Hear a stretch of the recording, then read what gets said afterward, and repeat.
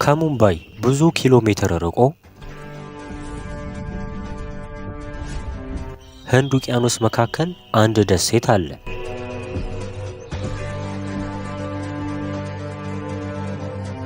ዓለም ላይም ከባድ የተባለው እስር ቤት በዛው አካባቢ ይገኛል።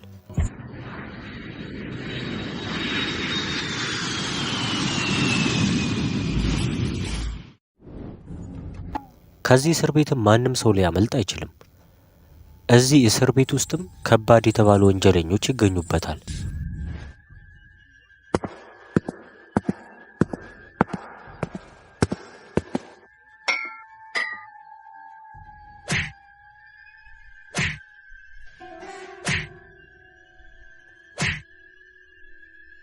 እንደ እድል ሆኖ እንኳን አንድ ሰው ቢወጣ ደሴቱ በሻርኮችና በዱር እንስሳት የተከበበ ስለሆነ ማንም ሊተርፍ አይችልም።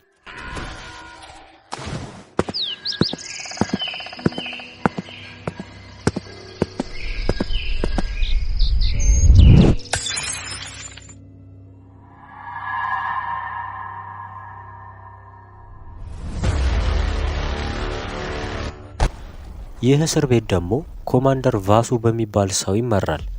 ከእስር ቤቱም ዙሪያ ተራራ የሚያክሉ ምሰሶዎች አሉ።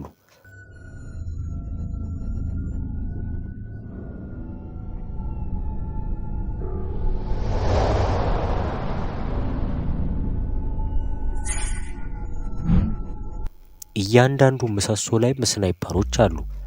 ኢላማቸውንም በፍጹም አይስቱም።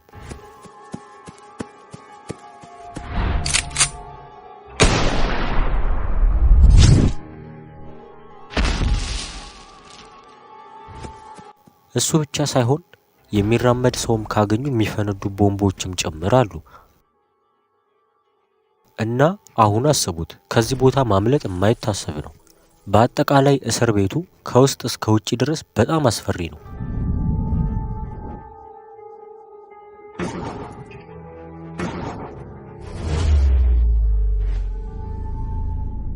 እዚህ አስፈሪ የሆነ እስር ቤት ውስጥም ቢግ ዳዲ ታስሯል።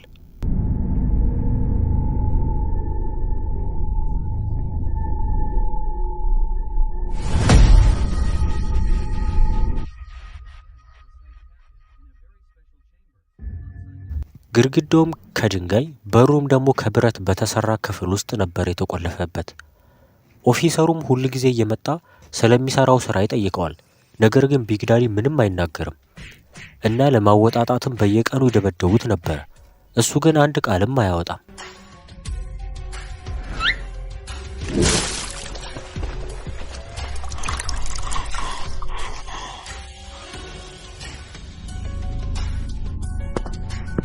እና ሁል ጊዜም ወደሱ ክፍል ትንሽ ምግብ በቀዳዳ ያቀብሉት ነበር።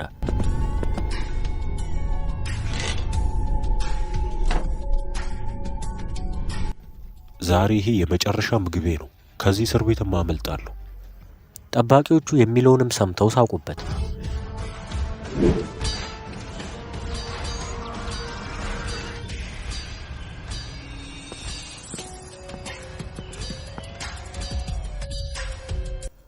ሁል ጊዜ ስራ በሚሰሩ ሰዓት ወደ ሰማይ እያየ ተስፋ ያደርግ ነበር።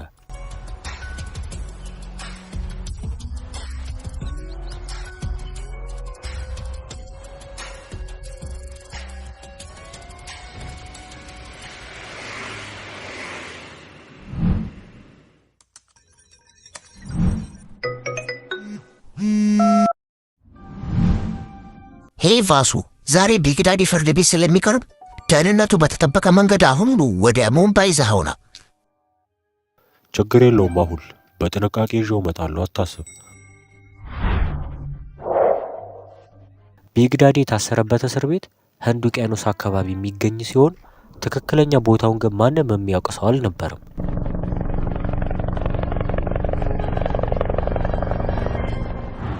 ቢግ ዳዲን የጫነው መርከብ ወደ ሙምባይ ጉዞውን ጀመረ።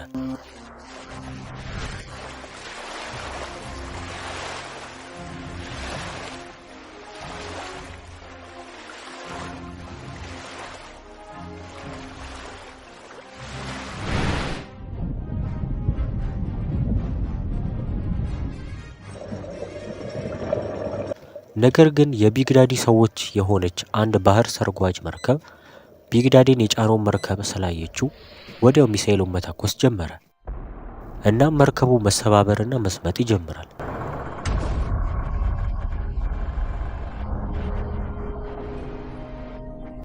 ገና ብዙ መንገድ ይቀረናል። ቢግዳዲን መያዝ አለብኝ። ከዛ ኮማንደር ቫሱ ቢግዳዲን ይዞ ከመርከቡ ማስወጣት ይጀምራል። ማሁል መጣውልህ። ይህንንም እድል ሲያገኝ ቢግዳዲ ወዲያው ወደ ውሃው ይዘላል። በስተመጨረሻ መርከቡ ሙሉ ለሙሉ ሰመጠ። ቫሱ ደግሞ ውቅያኖስ ውስጥ ቢግዳዲን መፈለግ ጀመረ።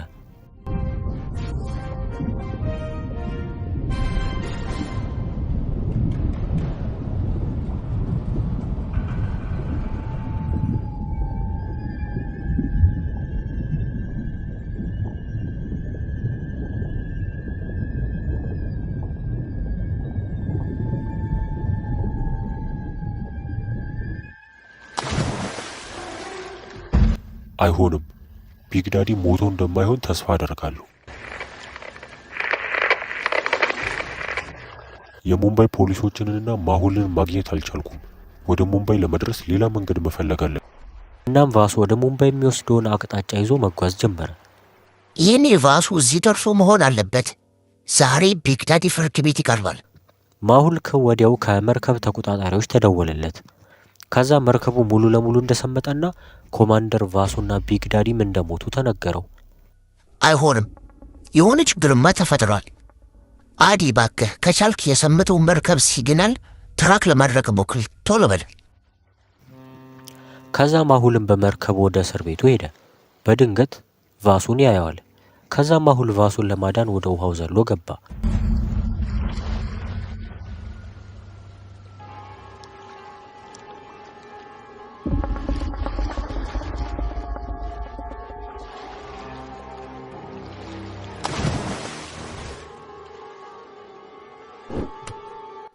ቫሱ ተነስ፣ ምንድን የተፈጠረው?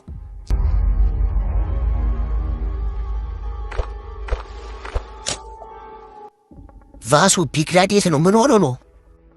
ውሃ ውስጥ ልፈልገው ሞክሬ ነበር ግን አላገኘሁትም። ይገርማል። ቢግዳዲማ መቼም አይሞትም። የሆነ ሰው ወስዶት ነው የሚሆነው። ከዛ ማሁል በሌላ መርከብ ኮማንደር ቫሱን ወደ ዶክተር ሳንጃና ላከው። ከዛ ማሁል ለመርማሪው ጂሃን ስለ ቢግዳዲ መረጃ እንዲያሰባስብ ነገረው።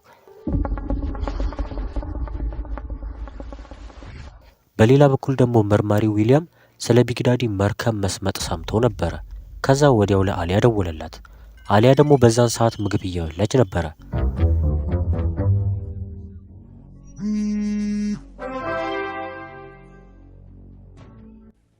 ከዊሊያም ጋር ረጅም ሰዓት አወራለሁ ዛሬ። ሄሎ ሄሎ አሊያ፣ ስለ ቢግዳዲ ሰማው እኮ። ባክህ ቢግዳዲ የእስር ቤት ህይወቱን እያጣጣመ ነው። አሊያ ይመስለኛል የቢግዳዲ ልጅ ማይክል ከእስር ቤት አስመልጦታል። ማሁልም ማግኘት ፈልጋለሁ። ትክክለኛው መረጃ ማግኘት አለብኝ። ይህንንም ስትሰማ በድንጋጤ የምትበላውን ለቀቀችው። ወይኔ አምላኬ፣ እኔ ቢግዳዲ እስር ቤት ነው ያለው ብዬ ሳወራ እሱ አምልጧል።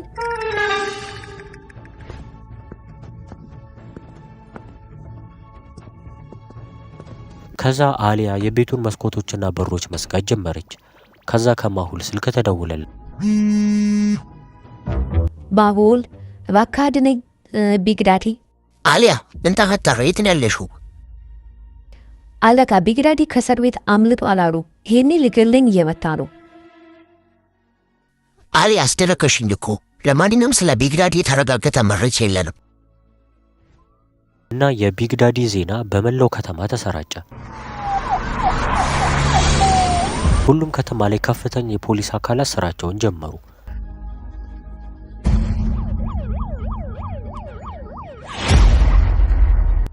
እንዲሁም ሁሉም የመርማሪ ቡድኖችም ሆቴሎችን መፈተሽ ጀመሩ።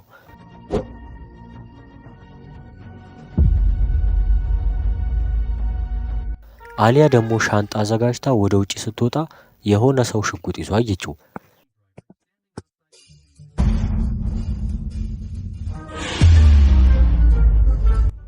እርግጠኛ ነኝ ይሄማ እኔን ለመግደል ነው የመጣው። ከዛ አሊያ ተዘጋጀችና ሰውየውን መደብደብ ጀመረች።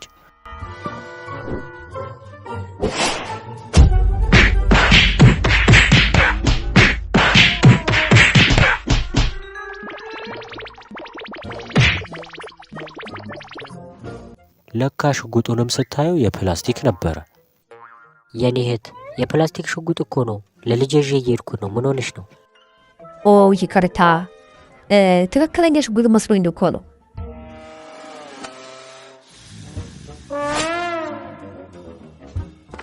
በሌላ በኩል ደግሞ ማሁል ኮማንደር ቫሱን ይዞ ወደ ዶክተር ሳንጃና ላቦራቶሪ ደረሰ።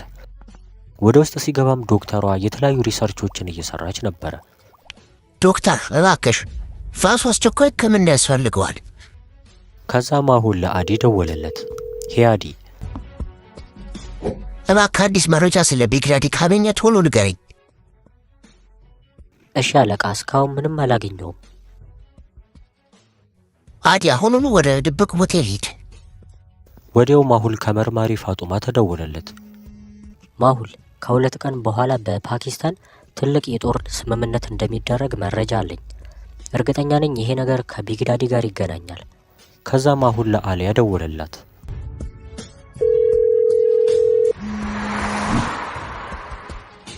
አሊያ የት ነሽ? አለቃ ከሆቴሉ ውጭ ቆም ያለው ግን ገንዘብ አልያዝኩም። አሊያ ካርድ አልያዝሽም ወይ? አለቃ የመርማሪዎቹን ካርድ እኮ ረስቼዋለሁ። እሺ አሁኑኑ ሆቴሉን ትተሽ ወደ ዶክተር ሳንጃና ሂጂ። ቢግ ዳዲ ፓኪስታን ላይ ችግር ሊፈጥር ስለሆነ እዛ ሊሄድ ነው። በጥንቃቄ ጉዳይ። የስ አብሬክ እመጣለሁ። አይሆንም አሊያ፣ አንቺ እዚሁ ሁኚ። በ3 ቀን ተመልሼ እመጣለሁ። አሊያ ይህንንም ስትሰማ ታዝናለች። ማሁልም ወደ ፓኪስታን ለመሄድ ክፍሉ ለቆ መውጣት ጀመረ። አሊያ ስለተናደደ ሻንጧን ተሸክማ በስኬትቦርድ ወደ ዶክተር ሳንጃና መሄድ ጀመረች።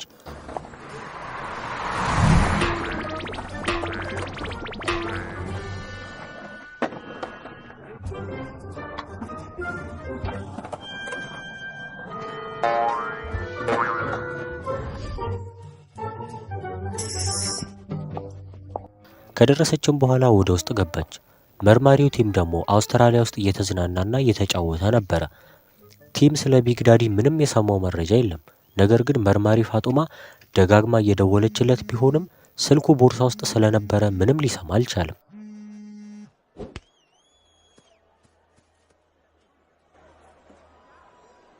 ከዛ ቲም ወደሱ የሆነ ሰው እየመጣ እንደሆነ ተመለከተ። ሰውየውም ስለተጠራጠረ መፍራት ጀመረ። እና የማሁል አፍቃሪያን መርማሪው ቲም ለምን ይመስላችኋል የተጠራጠረበት ምክንያት?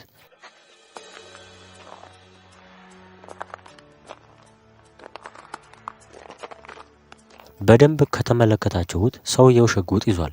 ቲምም ደግሞ ራሱን ለመከላከል ተዘጋጀ። ሰውየውም ካርዱን ወዲያው ሲያሳየው ተግባቡ። ቲም ተዘጋጅ፣ ቢግ ዳዲ አምልጧል። ይህንንም ሲሰማ ይደነግጣል። ስልኩንም ቶሎ ሲያወጣ ከመርማሪ ማሁልና ከመርማሪ ፋጡማ 12 ሚስኮል ነበረው። ከዛ ለማሁል ደወለለትና ያለውን መረጃ ነገረው። ከዛ ማሁል ወደ ፓኪስታን የሚወስደውን አስቸኳይ ቪዛ እንዲሰጡ ሲጠይቅ፣ ነገር ግን ቪዛውን ውድቅ አደረጉበት። ከዛ ማሁል ኖርማል ልብስ ለብሶ ወደ ህንድና ፓኪስታን ድንበር ሄዶ የህንድ ሰራዊቶችን አገኘ።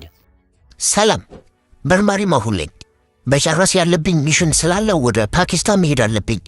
እና ወታደሩም እነሱ ቢያሳልፉት እንኳን የፓኪስታን ወታደሮች ወዲያው እንደሚተኩሱበት ነገረው። ማሁልም ስለ ፋጡማ ነገረው። አታስብ አለቃ፣ መርማሪ ፋጡማ ትቀበለኛለች።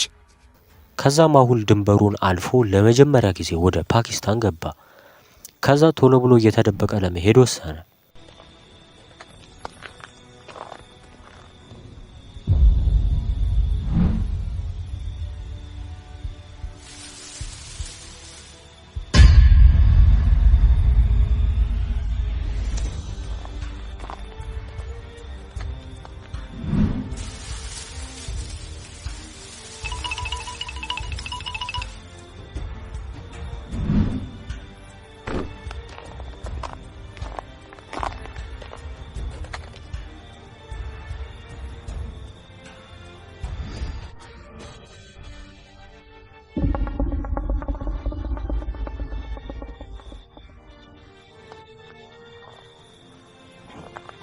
ነገር ግን ድንገት ሳያስበው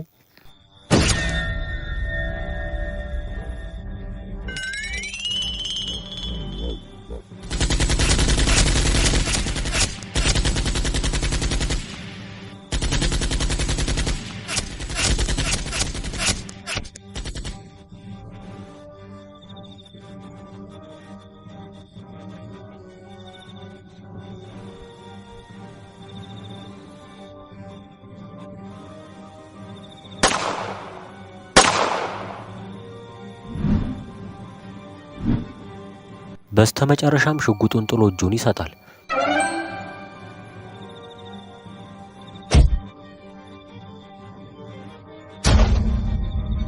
ነገር ግን ከያዙ ሰዎች መካከል ሴት ወይም መርማሪ ፋጡማ እንዳለች አወቀ እና ታዲያ መርማሪዋ ፋጡማ መኖሯን እንዴት ያወቀ ይመስላችኋል?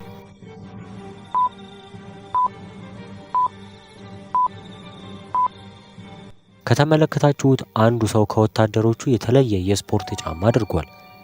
ሄ ፋጡማ፣ እኔ ነኝ መርማሪ ማሁል። ማሁል ተጎድተህ ነበር እኮ አትናገርም እንዴ? ከዛ ሁለቱም መሳቅ ጀመሩ። ከዛ ተጨባበጡ።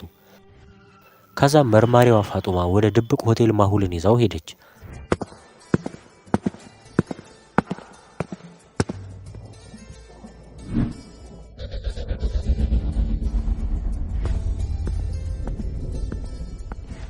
ከዛ ፋጡማ በካርታ ላይ የጦር ስምምነቱን ቦታ አሳየችው። ነገ ጠዋት ባህር ዳርቻ አካባቢ የቢግዳዲ ሰዎች ስምምነት ያደርጋሉ። ቀድመን ከደረስን ምናልባት ማስቆም እንችላለን። እነዚህ ሰዎች ለማስቆም የሆነ መንገድ መፈለግ አለብን። ከዛ ማሁል ሻወር ወስዶ የፓኪስታንን ልብስ ይለብሳል።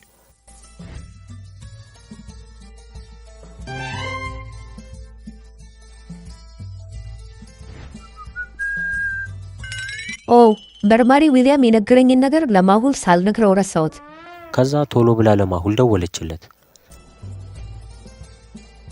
አለቃ፣ አሁን ዊሊያም ደውሎልኝ ነበረ። እዚህ ነገር ውስጥ የቢግዳዲ ልጅ ማይክል የሚባለው ሰው እጁ እንዳለበት ነግሮኛል። ኦ ነገሩ በጣም ከባድ ነው። በሚቀጥለው ቀን ፋጡማና ማሁል ወደ ባህር ዳርቻው ደረሱ። ከዛ ወደ ባህር ዳርቻው ሁለት መርከቦች መጡ። ከዛ ማሁልና ፋጡማ እንደ ፍቅረኛሞች ማስመሰል ጀመሩ። ከዛ ወዲያው አንድ ግብዳ ሰው መጣ። ሄይ ብራዘር፣ ቶሎ ብለህ ከዚህ ቦታ ሚስትህን ይዘህ ሂድ። መርከቡን ማየት የለብህም። ምን ችግር አለው? እኛና እናንተ ምን ያገናኘናል? ስለ እሱ አያገባህም። ሂድ አልኩህ እኮ።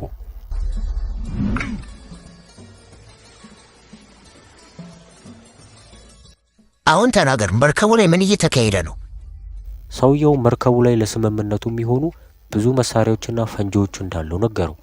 ማሁልና ፋጡማ መርከቡ እስኪደርስ ተደብቀው መጠበቅ ጀመሩ። ከዛ ማሁል ባህር ዳርቻው ጋር አንድ ሴት አይቶ ደነገጠ። ማሁልም አሊያ ናት ብሎ አሰበ።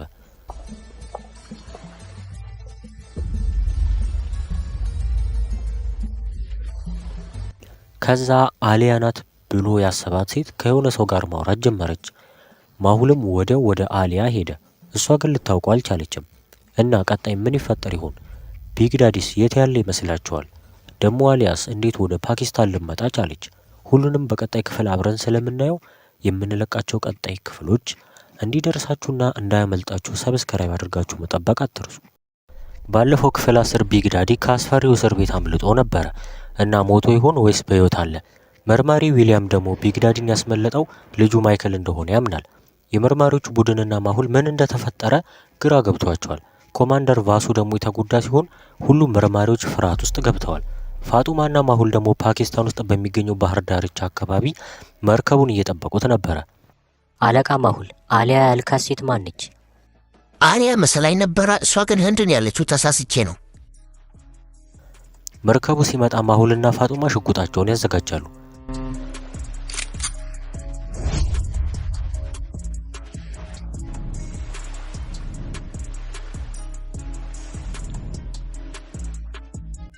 ከመርከቡ ማንም አልወረድም። ይሄ ነገር ያስፈራል። ማሁልም ወደ ሰውየው ከሄደ በኋላ አፉን ፈታለት። አሁን ንገረኝ፣ ለምንድን ነው ሰዎቹ ከመርከቡ የማይወርዱት? አለቃ፣ የኔን ትዕዛዝ እየጠበቁ ነው። ይህ ማለት እሱ ካላዘዘ ምንም አያደርጉም ማለት ነው? ከዛ ማሁል ሰውየውን መፍታት ጀመረ። እንዴ ማሁል ምን እያደረክ ነው? አታስቢ፣ ሌላ ስራ ከሰራ ከኋላ እንገለዋለን። እናንተ ጅሎች የማትለቁኝ ከሆነ ቢግዳዲ ይገላችኋል። አሁን እኔ የምልህን ብታደርግ። ከዛ ሰውየው መሄድ ጀመረ። ፋጡማ የሆነ ነገር ካየሽ እግሩ ላይ ተኩሽበት፣ እኔ በዛ በኩል ልሂድ።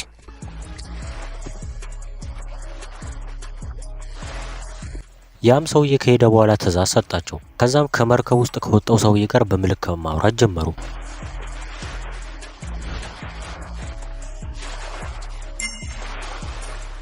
ነገር ግን ማሁል ሰውየው ስለነ ፋጡማ እያወራ እንደሆነ ወዲያው አወቀ። እና እንዴት ያወቀ ይመስላችኋል?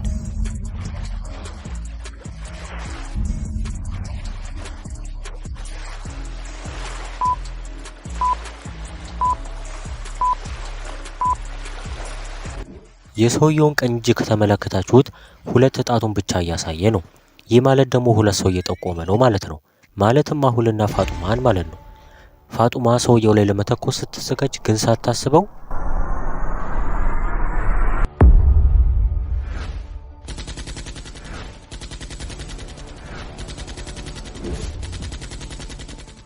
ከዛ ሰውየው ገመድ ይዞ ወደ መርከቧ መለጠ። ከዛ ፋጡማን ቻው እያላት መቀለር ጀመረ።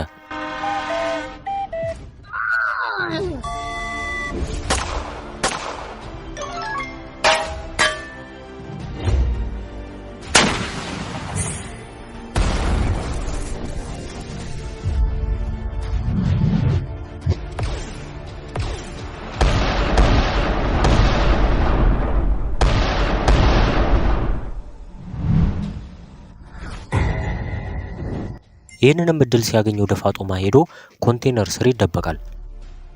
ፋጡማ ደህና ነሽ? አዎ ማሁል ደህና ነኝ። ሂዱ ያዟቸው፣ እዛ ስር ናቸው። ከዛ ሁሉም ሰዎች ከመርከቡ ወርደው ወደ እነሱ መሄድ ይጀምራሉ።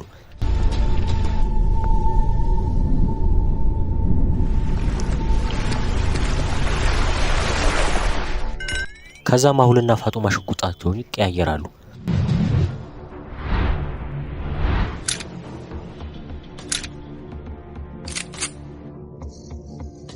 ፋጡማ እንደዚህ አይነት ሽጉጥ ለመጀመሪያ ጊዜ ነበር የያዘችው።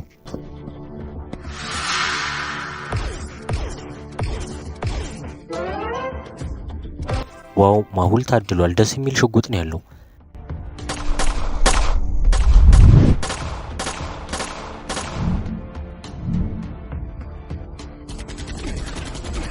ነገር ግን በድንገት አንድ ጥይት መጥቶ እጁን መታው።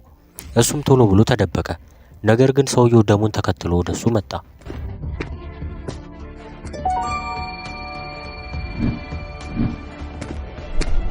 ማሁል ግን ተደብቆ ስለነበረ ከኋላው ይዘዋል። ቢሆንም ግን ማሁል መፍሰስ ጀመረ። ምን ሆኜ ነው? እየፈዘዝኩ እኮ ነው። ማሁል ለመተኮስ እየሞከረ ነው። ቢሆንም ግን በስተመጨረሻ ስለደከመው ወደ መሬት ይወድቃል። መርማሪ ማሁል እየሰማኸኝ ነው? ነገር ግን እሱ ራሱን አያውቅም። ማሁል ለምንድን ነው የማትመልስልኝ? የሆነ ችግርማ ተፈጥሯል። ከዛ ፋጡማ ወደ ማሁል ልትሄድ ስትል የሆነ መርከብ ሲመጣ አየች። የቢግዳዲ ሰዎች እየመጡ ነው መሰለኝ። ማሁልና ፋጡማ በስልክ ተገናኝተዋል። ቢሆንም ግን ምንም አይመልስላትም ነበረ እና ስምምነቱን ለማድረግ ደግሞ የቢግዳዲ ሰዎች እየመጡ ነው። ማሁል ደግሞ ራሱን ስቷል። ፋጡማ ደግሞ ምንም አማራጭ የላትም እና ያላት አማራጭ ከማሁል በወሰደችው የሳይንቲስቱ ሽጉጥ ተጠቅማ መርከቡን ሞተሩ ላይ መታችው።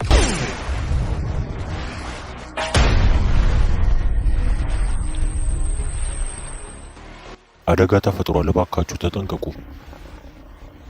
ከዛ ሰዎቹ በጀልባ አድርገው መሄድ ጀመሩ። ፋጡማ ደግሞ ፈጠን ብላ ወደ መርከቡ ወጣች። መርከቡ ላይም የተለያዩ መሳሪያዎችንም አየች።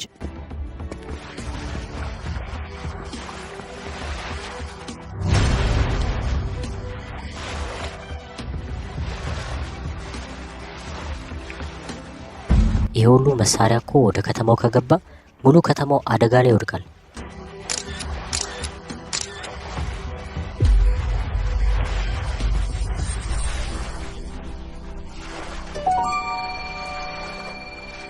ከዛ ፋጡማ ወደ ውስጥ ገባች። ውስጡ ደግሞ ሙሉ ለሙሉ ጨለማ ነበረ። የሆነ ሰውማ እዚህ ተደብቋል። ፋጡማም ስልኳን አብጡታ መብራቱን አበራችው። ከዛ የእርምጃ ድምፅ ሰማችና ተከተላ ስትሄድ የሆነ ሰው እየሄደ አየች።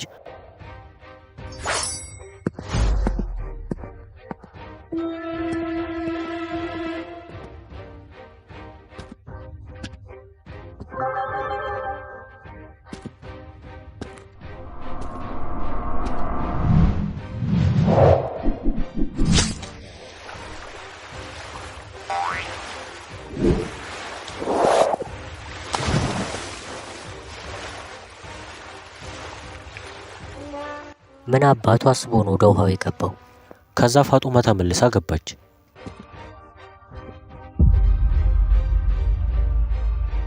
ኦ አይሆንም። ከዛ ፋጡማ ቶሎ ብላ ወደ ኋላ ተመለሰች። ለካ ሰውየው እሷን ለማጥቃት ቦምብ አስቀምጦ ነበረ። ከዛ እሷም ስትዘል መፈንዳት ጀመረ። ማሁል ደግሞ አሁንም ከኮንቴነሩ ጀርባ እንደወደቀ ነበር ያለው። የእጁ ቆዳ ደግሞ ወደ ሰማያዊ እየተቀየረ ነው። ይህም የሚያሳየው የተተኮሰው ጥይት ኬሚካል እንደነበረው ነው። እና ቀጣይ ምን ይፈጠር ይሆን? ማሁልንስ ማን ያድነዋል? አብረን እናየዋለን።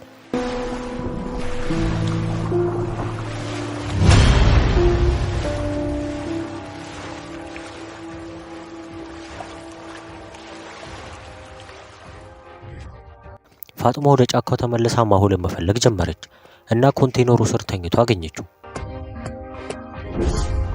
ማሁል ሰውነቱ ሙሉ ሰማያዊ ሆኗል። ይህ ማለት ኬሚካሉ ሙሉ ለሙሉ ወደ ሰውነቱ እየተሰራጨ ነው። አይሆንም። ማሁል እየሰማኸኝ ነው?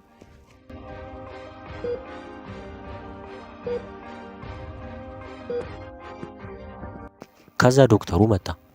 ዶክተር ምን ተፈጠረ? እመቤት፣ ይሄ ያመጣሽው ሰው 2 ከረጢት ደም ያስፈልገዋል። እባክህ ዶክተር፣ እሱ ለዓለማችን አስፈላጊ ሰው ነው። ከፈለከ ከኔ ብዙ ደም ውሰድ። ከዛ ከፋጡማ ደም ወስዶ ሲመረምሩ ከማሁል ጋር አይመሳሰልም ነበረ። ሁሉም ሰራተኞች ማሁልን ለማዳን እየሞከሩ ነው። ነገር ግን ከማሁል ጋር የሚመሳሰል ደም ሊያገኙ አልቻሉም።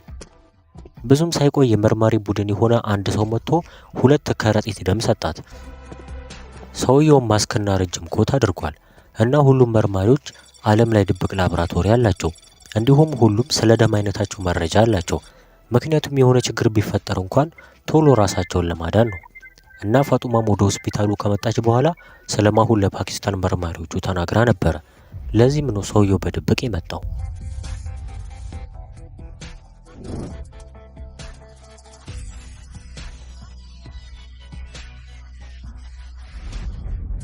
ሁሉም ዶክተሮች ሕክምና ካደረጉለት በኋላ ማሁል ወደ ጤንነቱ ተመለሰ።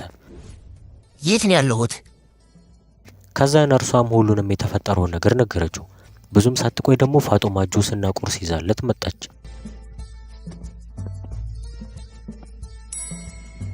ማሁል በጣም ተጎድተሃል እኮ። ይህ ማለት ጥይት ውስጥ ኬሚካል ነበረው ማለት ነው? አታስብ፣ አሁንማ እኔ መርከቡን አፈንድቼዋለሁ። ሁሉም መሳሪያዎች ወድመዋል። ስምምነቱን ተሰርዟል። በጣም ጥሩ። ከዛ ማሁል የመጣለትን መብላት ጀመረ። አሊያ ትዝ ትለውና ወዲያው ቪዲዮ ኮል ደወለላት። በዛን ሰዓት ደግሞ አሊያ የዶክተር ሳንጃና ላቦራቶሪ ፎቅ ላይ ሆነ በቆሎ እየጠበሰች ነበረ። ማሁል እየደወለ ነው። ኦ ደስ ይላል። ከዛ ካሜራውን አዙራ እየጠበሰች ያለውን በቆሎ አሳየችው። ሀለካ አየህ፣ በቆሎ እየጠበስኩ ነው። እና ግን የፓኪስታን ላይፍ እንዴት ነው? ማሁልም ሁሉንም የተፈጠረውን ታሪክ ነገራት። ሀለካ ልምታ እንዴ? አያስፈልግም አሊያ። አሁን ላይ ቢግዳዲ የኬሚካል መሳሪያ እየተጠቀመ ነው።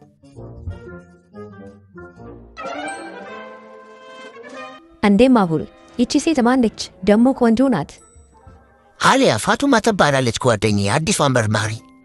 ከዛ ማሁል እዚህ ሀገር አሊያን የሚመስል ሰው እንዳየና ግራ እንደገባው ነገራት።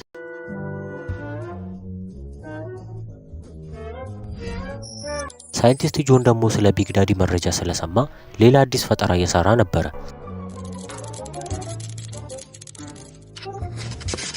ከአሁን በኋላ ቢግዳዲ ከትልቅ ሰራዊት ጋር እንደሚመጣ አልጠራጠርም። ለሱም ይሁን ከባድ ነገር መስራት አለብኝ። እና ሳይንቲስቱ በውሃ መጠጫ ውስጥ ውሃ የሚመስል ነገር ግን የሚፈነዳ ቦምብ እየሰራ ነበረ።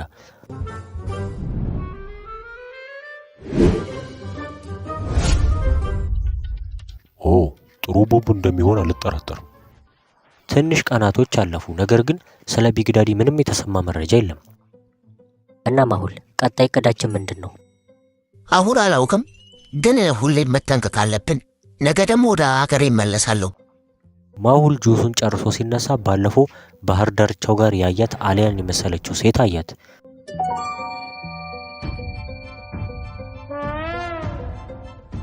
ትንሽ ደቂቃ እመለሳለሁ። ልጅቷንም በደንብ ሊመለከታት ወደ እሷ ሄደ። እሷ እንዳልሆነችም አወቀ።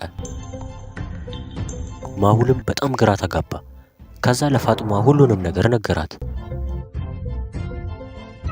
እውነትም እሷን ትመስላለች። አንተ በጣም ይገርማል። ከዛ ሁለቱም ወደ እሷ ሄዱ። እውነትም ደግሞ ልጅቷ አሊያን ትመስል ነበረ። ይቅርታ እመቤት፣ ስምሽ ማን ነው? እኔ ሳራ እባላለሁ። እሷ ደግሞ ትንሿ ልጄ ዞያ ትባላለች። ማሁልም እሷን የሚመስል ሰው እንዳለ ነግሯት የአሊያን ፎቶ አሳያት። እሷም በጣም ማመን አቃታት።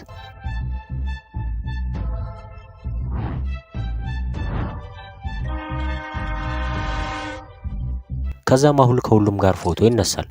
ከዛ አብረው መሄድ ጀመሩ።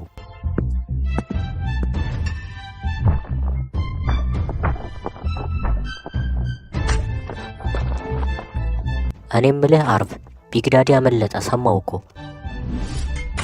ሄይ ጋይስ፣ ደስ ይላል ደስ ይላል። ከዚህ ለመውጣት ተዘጋጁ። ይቺ አሊያ የምትባል ሴትዮ ቆይ መጣሁላት። ሁላችሁም ግቡ፣ ምሳ ደርሷል። ሁሉም እስረኞች ተሰልፈው ምግባቸው መውሰድ ጀመሩ።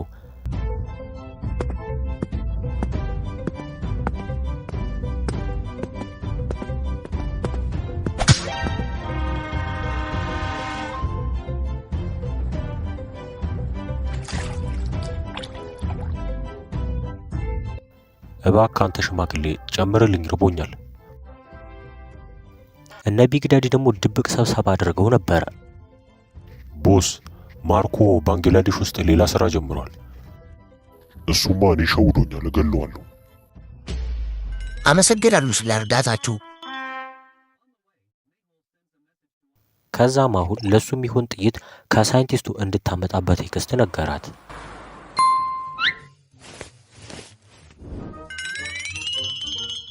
ከዛ እሷም ደስ ብሏት በፍጥነት በስኬትቦርድ መሄድ ጀመረች። ከደረሰች በኋላ ማንኳኳት ጀመረች።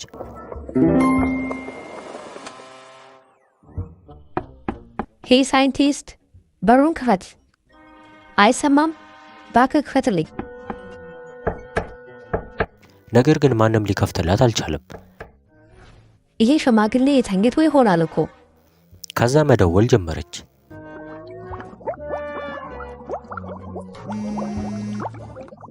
ይቺ ሴትዮማ ለቀልድ ነው የምትደውለው፣ ባላነሳው ጥሩ ይመስለኛል። እሷም ደጋግማ መደወለውን ቀጠለች። እሱ ግን አያነሳም። ግን ወዲያው ማሁል ከዚህ በፊት የነገራን ነገር ትዝ አላት። አሊያ ደጋግመሽ ወደ እሱ እንዳትደውይ እሺ፣ ስራ ላይ ሊሆን ይችላል። ታዲያ ምን ላድርግ? ከዛ አሊያ ስትሄድ ሁለት የውሃ መጠጫዎችን አየች። ግን የሚፈነዳ ቦምብ እንጂ ውሃ አልነበረም። ሳይንቲስቱም ውጪ እንዳስቀመጠ ረስቶት ነበር።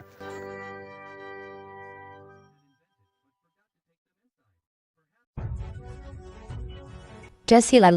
በዚህ ውሃማ ኢላማ መለማመድ አለብኝ።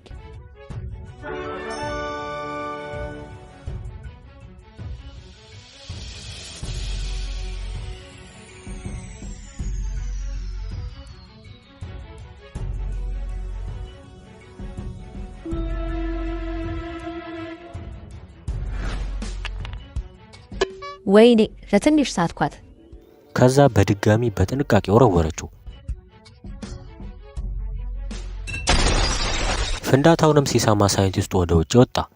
በፍንዳታው ደግሞ የሳይንቲስቱ ቤት ተጎድቶ ነበር እና አሊያ ፊቷ ጠቁሮ ነበር። አሊያ ምንድን ያደረግሽው? ግርግዴን አበላሸሽው እኮ። እኔ መች አወኩኝ? ለካ መተቻ ውስጥ ቦምብ ነው። አትናገርም እንዴ? ከዛ ሳያስቡት ወደ 8 የሚጠጉ ሄሊኮፕተሮች መጥተው መተኮስ ጀመሩ እና በቀጣይ ምን ይፈጠራል? ይህንን ጥቃት የፈጸመው ጃይካል ነው ወይስ ቢግ ዳዲ? ሁሉንም በቀጣይ ክፍል ስለምናየው ቀጣዩ ቪዲዮ እንዲደርሳችሁ ሰብስክራይብ አድርጋችሁ መጠበቃችሁን አትርሱ። ባለፈው ክፍልና አሊያ ላይ ጉዳት ሊደርስባቸው ነበረ እና አሊያ ምን አጋጥሟት ይሆን? ማይክል ደግሞ ከአባቱ ከቢግ ዳዲ ጋር በመሆን ይሄን ዓለም መቆጣጠር ይፈልጋል። ነገር ግን አባቱን ክዶ ብቻውን ስራ የጀመረው ማርኮ የሚባለው ሰው ጉዳይ እያሳሰበው ነው። ማርኮን ለማታውቁት ከዚህ በፊት ከቢግ ዳዲ ጋር የሚሰራ ነገር ግን አሁን የካደ ሰው ነው። ማሁል ደግሞ ከፓኪስታን ወደ ኢንዲያ እየተመለሰ ይገኛል። አሊያ ደግሞ በተፈጠረው ፍንዳታ ተጎድታ ነበረ። በመቀጠል ብዙ ቁጥር ያላቸው ሄሊኮፕተሮች ወደ እነሱ መተኮስ ይጀምራሉ። አሊያ ሁል ጊዜ አንቺ ስትመጪ አብሮሽ ችግር ይመጣል። እባክህ ዝም በል። አሁን ለወሬ ጊዜ የለኝም። ሰዎቹን እንዴት እንደምናሸንፍ እናስብ። እንደዛ ከሆነ ወደ ቤቴ መግባት አለብኝ። ብዙ ቦምብ አዘጋጅቻለሁ። ጥሩ ሳይንቲስት፣ እኔ እከላከላለሁ፣ አንተ ደግሞ ቶሎ ግባ። ከዛ አሊያ በመዝለል እየተኮሰች መሄድ ጀመረች።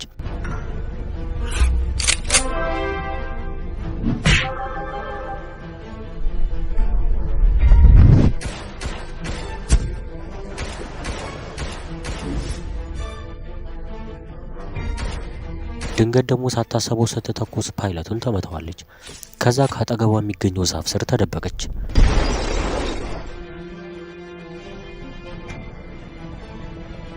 ለመተኮስ ብትሞክርም ብዙ ጥይት እየተተኮሰ ስለሆነ ምንም እድል አላገኘችም ነበር። ጌታዬ ሆይ አሁን ምን ላድርግ? እነሱ ብዙ ናቸው፣ እኔ ደግሞ ጥይት ጨርሻለሁ።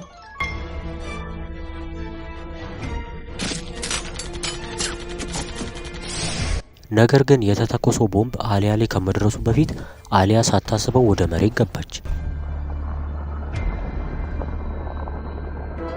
ወይኔ ምን እየተካሄደ ነው? ሳይንቲስት ጆን ሁል ጊዜ ብልጥ ስለሆነ ከዛፎቹ ስር ቱቦ አዘጋጅቷል። ይሄ ቱቦም ቀጥታ ወደ ሳይንቲስቱ ላቦራቶሪ የሚወስድ ነበረ። ዛፉ ስር ነበረች። የት ሄዳ ነው? ትንሽ ቆይታ ደግሞ ወደ ሳይንቲስቱ ላቦራቶሪ ደረሰች።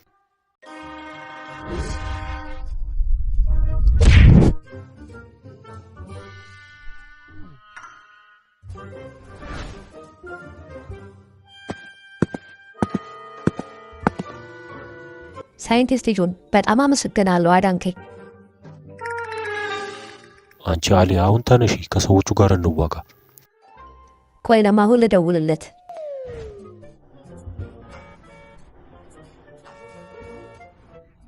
ከደወለች በኋላም ለማሁል ሁሉንም ነገር ነገረችው። አሊያ እስኪ ሲሲቲቪ ካሜራዎቹን ተመልከቺ። ያ ሄሊኮፕተር የጃይካል እንደሆነና እንዳልሆነ ንገሪኝ። ከዛ እሷም እንዳላት ኮምፒውተሩን ከፍታ አየችው። አለቃ ምንም የጃይካል ሎጎ የለበትም። ይሄ ማለት ጃይካል ሳይሆን ሌላ ሰው ነው ማለት ነው እንደዚህ ያደረገው። አለቃ አንተ ብቻ እሺ በል እንጂ ወጥቼ ልተኩስባቸው። አይሆንም አሊያ፣ እነሱ ብዙ ስለሆኑ ቁጭ ባርፈሽ። አሊያ አዳምጪኝ፣ አንቺና ሳይንቲስቱ ከዛ ቦታ ቶሎ ወጡ እሺ። በድንገት ግን ሌላ ነገር ሳይነግራት ስልኳ ዘጋ። ሄሎ አሊያ ስሚኝ። ወይኔ አሊያና ሳይንቲስቱ አደጋ ላይ ናቸው፣ ቶሎ መሄድ አለብኝ። አሊያ እኔን ተከተይኝ፣ ሌላ ድብቅ ክፍል አለኝ። ሳይንቲስቱን በሩን ከፍቶ ገባ።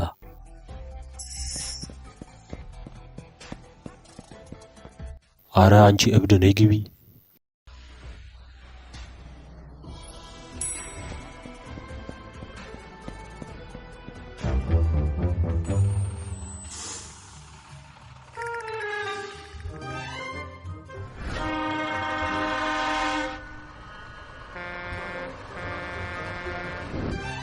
አሊያ ታውቂያለሽ፣ ሁሉ ጊዜ አንቺ ባለሽበት ቦታ ሁሉ ችግር አለ።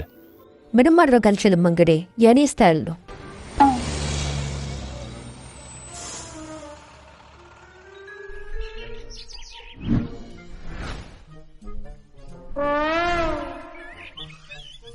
አረባ ከዘላል ሼባው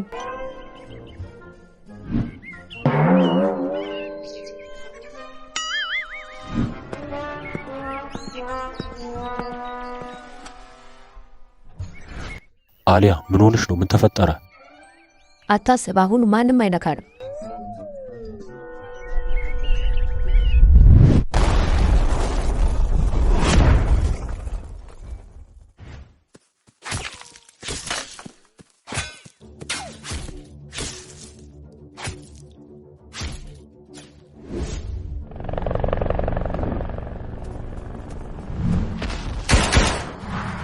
ከዛ አሊያ የወሰደችውን ቦምብ ወደ ሄሊኮፕተሩ በመወርወር አፈነዳችው። እቺ ሴት ጎበዝ ትመስላለች፣ የሆነ ነገር ማድረግ አለብን። ከዛ ሰውየው በስናይፐሩ አሊያ ላይ ያነጣጠረባት።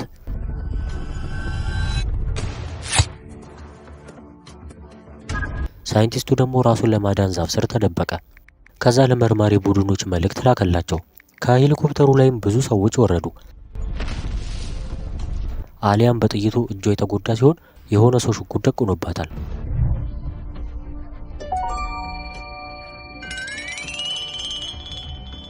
ባክህ የውሃ መጠጫ ብቻ ነው ያዘችው። እስኪ አንዱን ውሃ ስጠኝ። ከዛ ሰውየው ከወሰደ በኋላ ሊሰጠው ሲወረውር እንደ ድንገት ሆኖ ይወድቅና ይፈነዳል።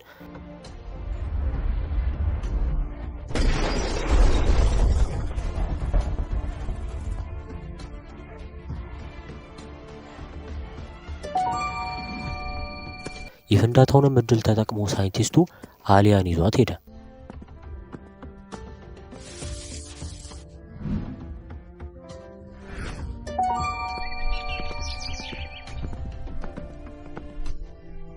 የቀድሞዋ ሴት ጠፍታለች። ተደብቃ ነው የሚሆነው። ፈልጓት። አሊያ አይንሽን ከፈቺ። አሊያ። እሷ ግን ልትነቃ አልቻለችም። በጥይቱ እጇ ተጎድቷል። አሁን ጥይቱ በፍጥነት የማይወጣላት ከሆነ የአሊያ ህይወት አደጋ ውስጥ ነው። ሳይንቲስቱ ደግሞ ወደ ውሃ ሄዶ መጠጣት ሲጀምር ሄሊኮፕተሮቹ መጡበት።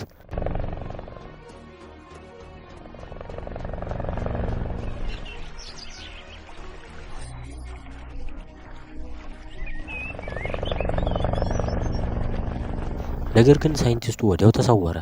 እስኪ ወደ ውሃው በመመልከት ሳይንቲስቱ የቱ ጋር ተደብቆ እንዳለ መገመት ትችላላችሁ?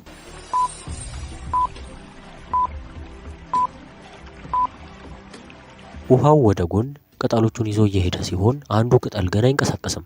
ታዲያ ይሄ እንዴት ሊሆን ይችላል? ይህም ማለት እሱ ስር ሳይንቲስቱ ተደብቋል ማለት ነው።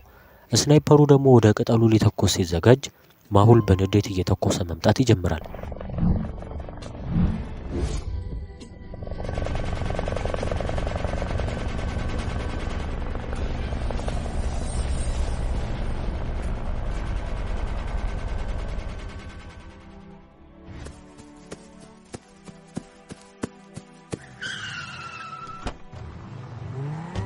በስተመጨረሻም ማሁል ሳይንቲስቱንና አሊያን አዳናቸው።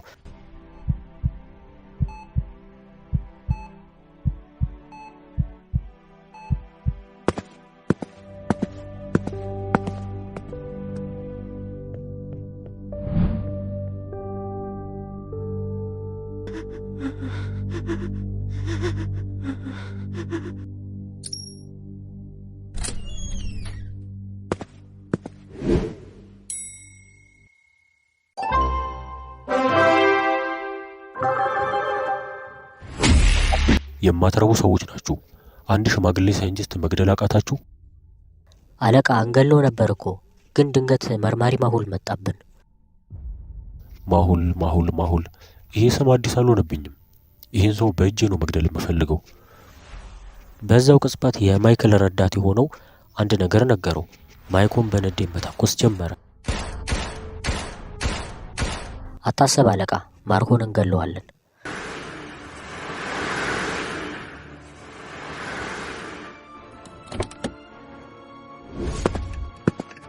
ማርኮ ማለት የቢግዳዲ ታማኝ ሰራተኛ ነው። በኤዥያ ላይ የሚገኙ የቢግዳዲ ህገወጥ ስራዎችን ይቆጣጠራል።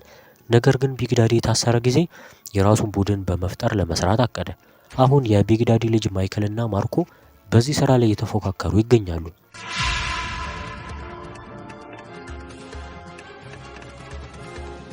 የቢግዳዲ ልጅ ማይክል ባንግላዴሽ ውስጥ ካሉ ትላልቅ ሰዎች ጋር ስምምነት ለማድረግ እቅድ አለው። ማርኮ ደግሞ ይህንን እቅድ ማበላሸት ነው ፍላጎቱ። በሌላ በኩል ደግሞ ለደህንነት ሲባል አርቭ የተባለውን ሰው ከዚህ እስር ቤት ወደ ሌላ ማዘዋወር እንዳለባቸው አስበዋል። መጠንቀቅ አለብን። አርቭ ዝም ብሎ እስረኛ አይደለም። በማንኛውም ሰዓት የቢግዳዲ ሰዎች ሊያስመልጡት ይችላሉ። እሺ አታስብ፣ ዛሬ ማታ ወደዛ አስፈሪ እስር ቤት እንወስደዋለን። ነገር ግን አስተውል፣ እንኳን ሌላ ሰው ይቅርና የፖሊስ ዲፓርትመንቱ ራሱ ማወቅ የለበትም። የኔ ትዕዛዝ ነው።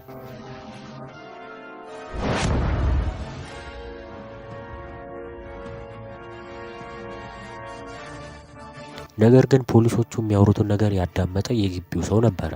ይህ ሰው በድብቅ ለአርቭ መረጃ የሚያቀብል ሲሆን ወደ እሱ በመሄድ ሁሉንም ነገር ነገረው። አርቭ ብሮ፣ ዛሬ ማታ ወደዛ አስፈሪ እስር ቤት ይወስዱሃል። ወይኔ ጉዴ! እንደዛ ከሆነ ቢግ ዳዲ እኮ ሊያስመልጠኝ አይችልም።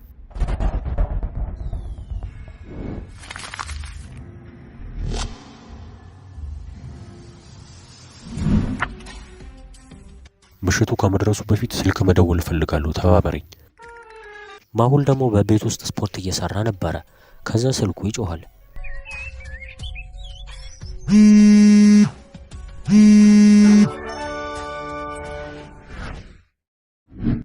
ሄሎ ሶፊያ፣ እንዴት ነሽ? ደህና ነኝ ማሁል፣ ዛሬ ትልቅ ዜና አለኝ። ከዛ ሶፊያ የቢግ ዳዲ ልጅ የሆነው ማይክል ወደ ባንግላዴሽ ሊሄድ እንደሆነና እንዲሁም ማርኮና የተለያዩ የቢግ ዳዲ ሰዎች ወደዛው ቦታ ነገ ሊሄዱ እንደሆነ ነገረችው። አመሰግናለሁ ሶፊያ። ከዛ ማሁል በፍጥነት ባንግላዴሽ ለሚገኘው መርማሪው ኦስላም ደወለለት። ማሁል ነኝ፣ ስለ ማርኮ ማወቅ እፈልጋለሁ። ከዛ መርማሪው ኦስላም የሚፈልገውን መረጃ ነገረው። እንዳገኘሁት መረጃ ከሆነ ማርኮና ሌሎች ህገወጥ አዘዋዋሪዎች ወደ አዘጋጁት ፓርቲ ይመጣሉ። ማርኮንና የቢግ ዳዲ ልጅ ማይክልን መያዝ እፈልጋለሁ። አሁኑኑ እመጣለሁ ወደ ባንግላዴሽ።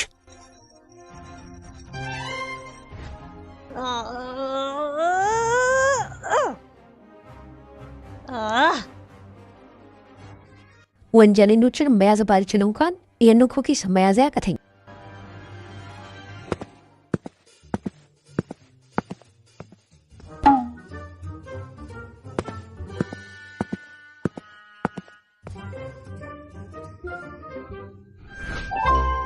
አሁን ቀልዱን ተይው። ባንግላዴሽ ውስጥ ማርኮ ከባድ ችግር እየፈጠረ ነው። መሄድ አለብን። መቼም እኔ እሄዳለሁ አይደለ? አንቺ አርፈሽ ኩኪስ ብቻ ቢ። ግን እኮ አለቃ በአንድ እጄ ብቻ ሰዎችን መያዝ ይችላሉ። አይቅርብም? እንቅልፍሽን ተኝ በቃ። እኔ ሄዳለሁ። እሺ ዶክተር አሊያን አደራ። የባንግላዴሽ ዋና ከተማ ዳካ ትባላለች። ባንግላዴሽ ከህንድ ቀጥሎ የምትገኝ የኤዥያ ሀገር ናት። ይሄ ደግሞ የባንግላዴሽ ባንዲራ ነው። በነገራችን ላይ ባንግላዴሽ በሻይ ምርት ምርጥ 10 ከሚባሉ ሀገሮች መካከል ናት። ቀኑ ሲጨልም ፖሊሶቹ አርቭ ወደ ታሰረበት ክፍል መጡ።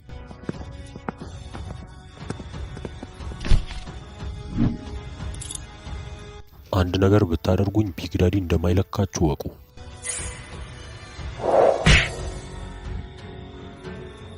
ከዛ አይኑን ከሸፈኑት በኋላ በመኪና ጭነው ወሰዱት።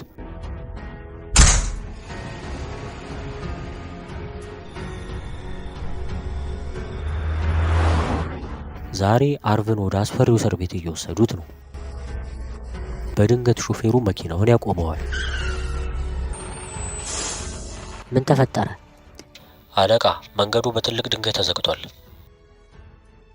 ገና ጉዳችሁ ይፈላል።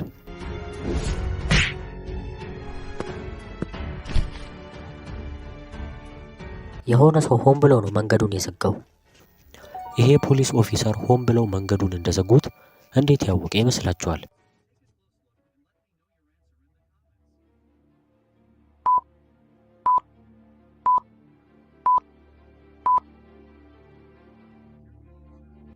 በደንብ ካያችሁት ድንጋዩ ትልቅ ነው። ከመንገዱ ጎን ደግሞ ትላልቅ ዛፎች አሉ።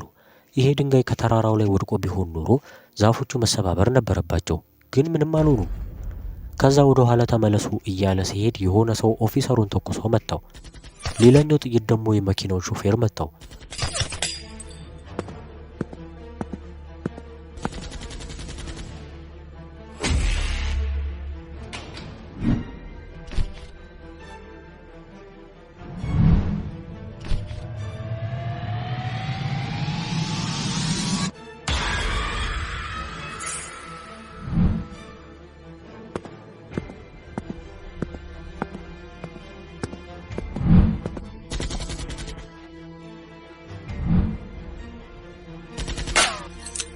በስተመጨረሻ ማንነታቸው የማይታወቁ ሰዎች አርቭን አስመለጡት። ጠዋት ላይ ማሁል ወደ ባንግላዴሽ ኤርፖርት ሄዶ ለመርማሪው ኦስላም ደወለለት።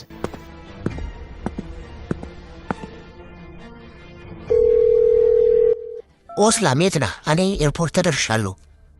እኔም እዛ ኤርፖርት ነኝ፣ ግን አትታየኝም። በስተመጨረሻም ተገናኙ። ሰላም አለቃ፣ ስላገኘው ደስ ብሎኛል።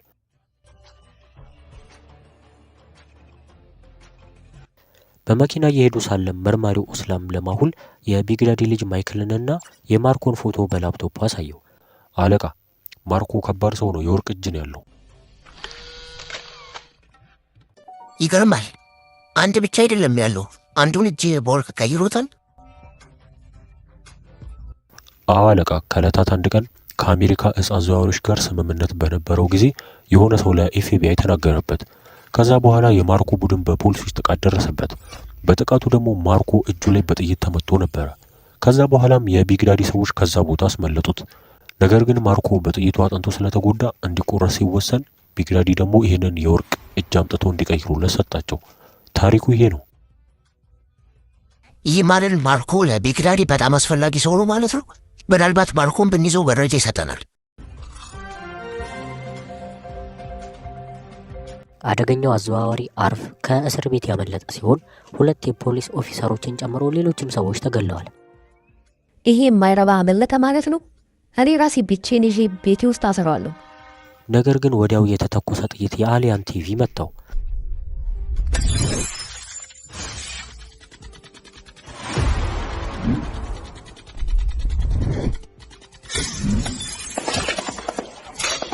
እና አሊያ ላይ ጥቃት ያደረሰው ማን ይመስላችኋል? በሚያሳዝን ሁኔታ ደግሞ ማሁል ያለው ባንግላዴሽ ውስጥ ነው። እና አሊያ እንዴት ራሷን ታድናለች? የሚፈጠረው ነገር በቀጣይ ክፍል የምናየው ሲሆን ቀጣዩ ክፍል ሲለቀቅ እንዳያመልጣችሁና መልእክት እንዲደርሳችሁ ሰብስክራይብ አድርጋችሁ ጠብቁ። ባለፈው ክፍል 12 አሊያ ላይ ሰዎች እየተኮሱባት ነበር። አሊያም ይህንን ጥቃት ያደረሰው ደግሞ አርቭ ነው ብላ ታምናለች። እናም ራሷን ለማዳን ከአልጋው ስር ትገባለች።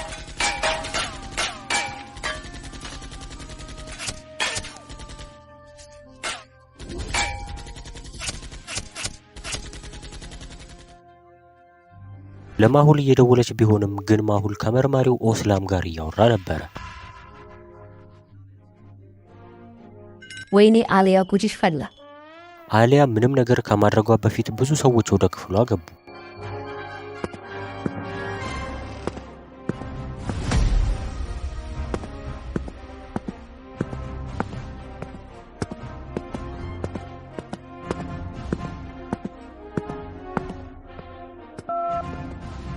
አለቃ፣ ልጅቷ የለችም። ትኖራለች፣ በደንብ ፈልጓት። ብልጥ ነች፣ ተደብቃ ነው የሚሆነው።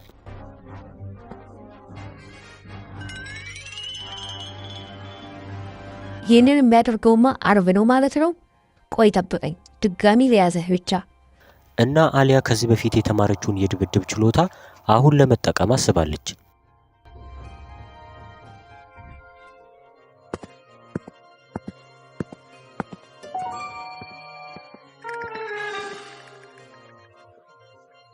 አልጋ ስር ልትሆን ትችላለች። ፈልጋት።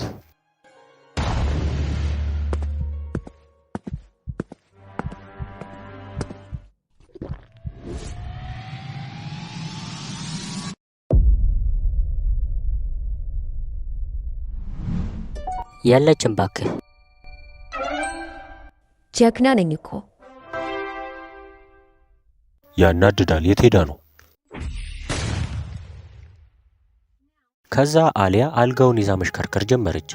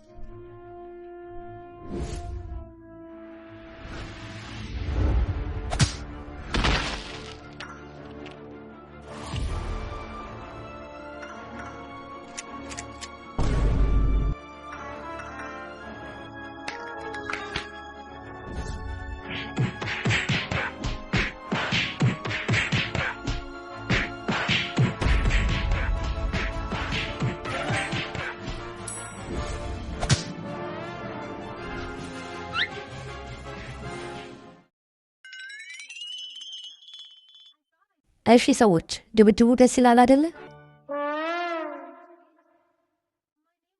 ስማ አንተ ሰምተህ ታውቃለህ? አሊያ እባላለሁ። ከዛ በፍጥነት ወደ ዶክተር ሳንጃና ላቦራቶሪ ሄደች።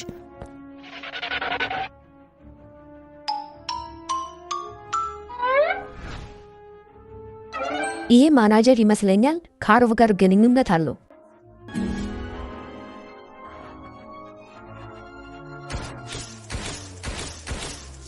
እሺ ሰውየው መልስልኝ፣ አለበለዚያ ተኩስብሃለሁ።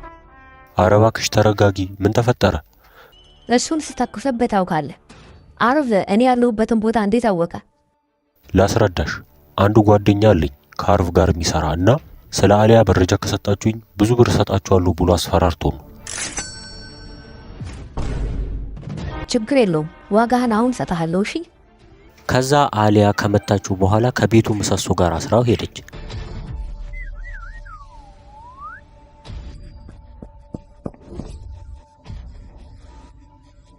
ከዛ የዶክተሯን ክፍል ብታንኳኳም የሚከፍትላት ሰው አጣች።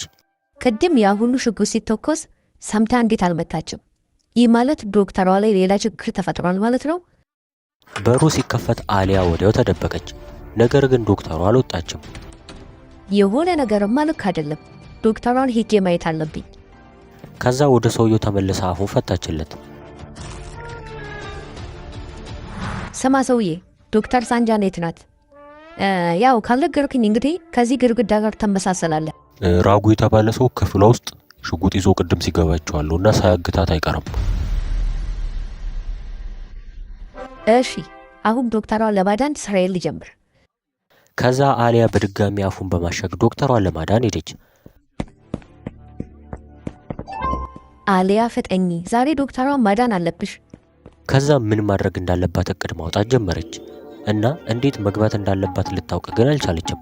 ነገር ግን ቀጥታ ሮጣ ብትገባ ሰውየው ጉዳት ሊያደርስባት ይችላል። ለዚህም ሌላ እቅድ አወጣች።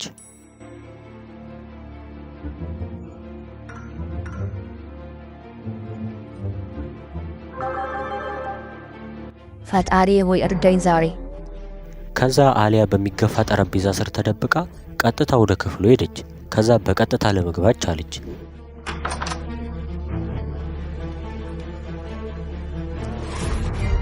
ከዛ ራጉ የተባለው ሰውዬ ጩቤ መወርወር ጀመረ።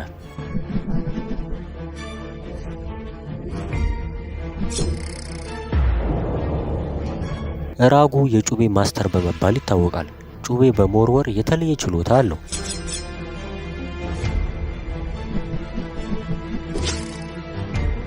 አይኑን ጨፍኖ እንኳን በፍጹም ኢላማውን አይሰትም ነበረ።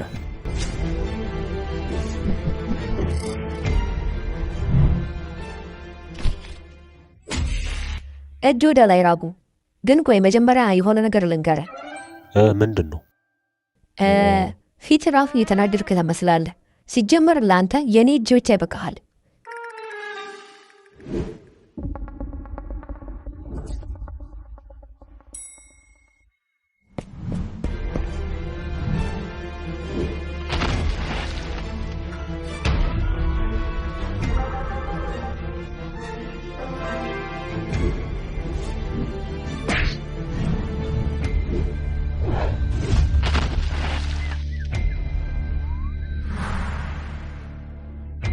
ሰማኝ እንጂ ራጉ፣ ከአሊያ ጋር እኮ ቀልድ የለም።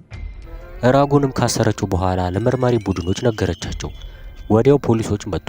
አሊያም ደግሞ ዶክተሯን ይዛ ሄደች።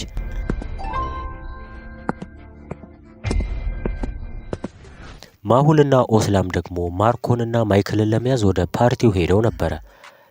ይሄ ፓርቲ በጣም ታዋቂ የሆኑ አዘዋዋሪዎች የሚገኙበት ፓርቲ ሲሆን ነገር ግን የዛሬው የነማሁል እቅድ ማይክልና ማርኮን ለመያዝ ነበረ። ከዛ ማሁል ከሚተኩሱበት ሰዎች ለመከላከል ከልብሱ ስር ጥይት መከላከያ ለበሰ። እንዲሁም እንደነሱ ሀብታም ለመምሰል የወርቅ ሰንሰለት አንገቱ ላይ ያደረገ። በስተመጨረሻም ሽጉጡን አዘጋጀ።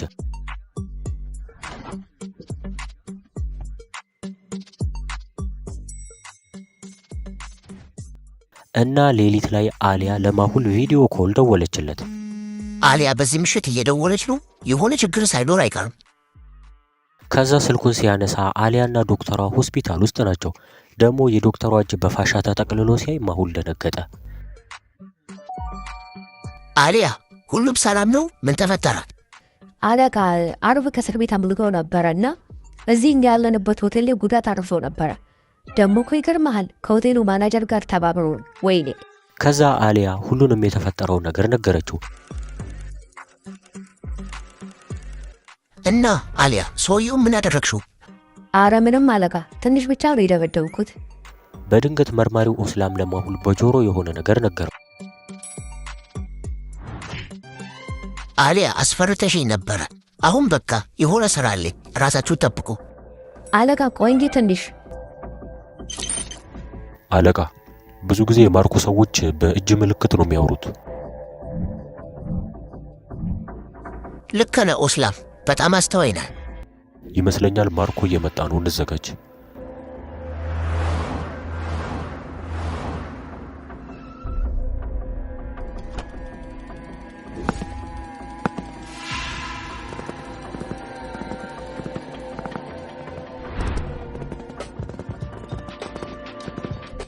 ማርኮ ወደ ውስጥ መግባት ጀመረ እና ማርኮ ከብዙ ቦዲጋርዶች ጋር ነበር የመጣው። ይህ ሰውዬማ ከባድ ነው። ልክ ነህ። እሱ በኤዥያ የሚገኙ ዝውውሮችን በሙሉ የሚቆጣጠር ሰው ነው። እሺ እና ታዲያ አሁን ምን ማድረግ እንጀምር? እስኪ ያንን አስተናጋጅ ተመልከተው። ብዙ ቲፕ እየዞረ እየለቀመ ነው። በጣም ጥሩ፣ በቃ እንሞክር። እና እነዚህ ሁሉም ሰዎች የተለያየ የራሳቸው ቢጫ መታወቂያ አላቸው። ስለዚህ እነ ማሁል ይህንን ካርድ ካልያዙ በስተቀር ወደ ስብሰባው መግባት አይችሉም ነበረ። ከዛ ማሁል የሆነ እቅድ ነበረው። አስተናጋጁንም ከጠራ በኋላ ብዙ ገንዘብ ሰጥቶት የሆነ ትዕዛዝ ከሰጠው በኋላ ወደ መታጠቢያው ክፍል ከኦስላም ጋር ገቡ።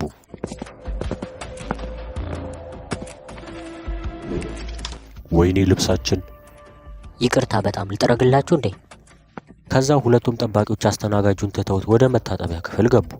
በሩንም ከፍቶ እንደገባ ማሁል ከሰውየው ላይ ቢጫውን ካርድ ከወሰደ በኋላ አፉንና እጁን አስሮ ዘጋበት። ኦስላም ደግሞ በሌላኛው መታጠቢያ ክፍል ውስጥ እየጠበቀው ነበረ።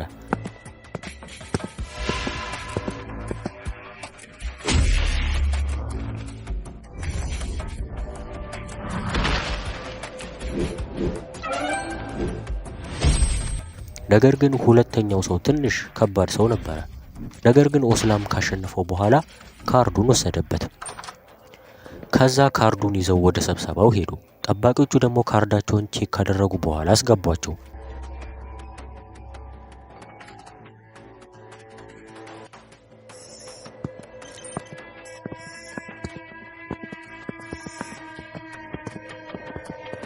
ማርኮ ደግሞ ስለ ኤዥያ ማርኬት በፕሮጀክተሩ እያሳያቸው ነበረ።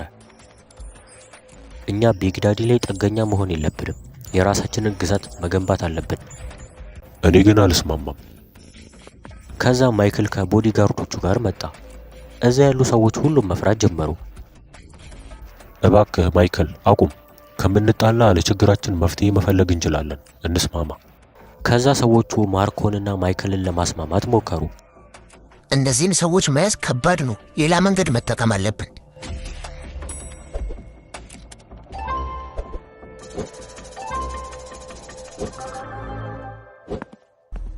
ከዛ ማሁል አስለቃሽ ጭስ አውጥቶ ወረወረው እና ሁሉም ሰው ግራ በመገባት መሯሯጥ ጀመረ።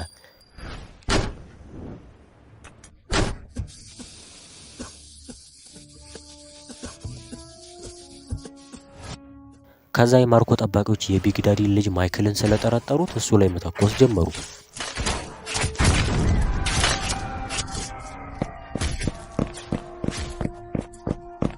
በስተመጨረሻ ማይክል ከጠባቂዎቹ ጋር አመለጠ። ኦስላም ደግሞ ሞተር ይዞ ማሁልን መጠበቅ ጀመረ።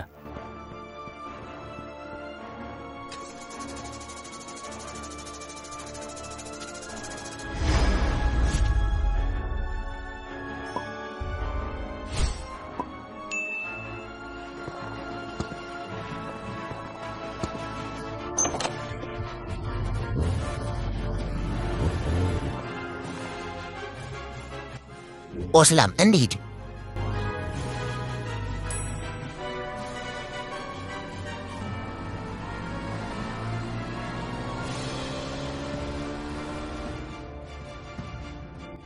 በድንገት ግን ከሞተሩ አጠገብ ሮኬት ይፈነዳል። ሲመለከትም ከኋላው የሆነ ሰው ከመኪና ላይ እየተኮሰበት ነበረ።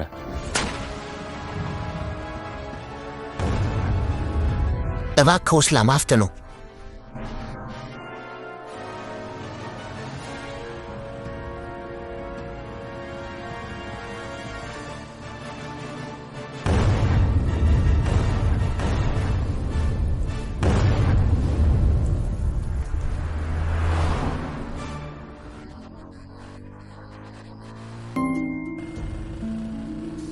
ኦስላም ሞተር መንዳት በጣም ጎበዝ ነህ። ጎበዝ እንኳን አይደለሁም አለቃ። እየሄዱ ሳለም ከድልድይ አጠገብ ደረሱ። ድልድዩ በጣም ትልቅ ሲሆን ከስሩ ደግሞ ትልቅ ወንዝ አለ። ለማለፍ ሲሞክሩም ከፊት ለፊታቸው ሁለት መኪኖች መጥተው መተኮስ ጀመሩ። አሁን ሁለቱም ሰዎች ለማምለጥ ምንም አማራጭ የላቸውም፣ ምክንያቱም ከኋላም ጭምር እየተተኮሰባቸው ነው።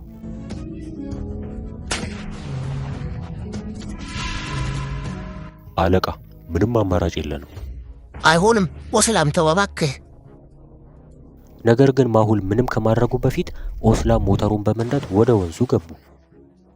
መቼም ከዚህ ውስጥ አይተርፉም፣ ይሞታሉ። እንሂድ በቃ።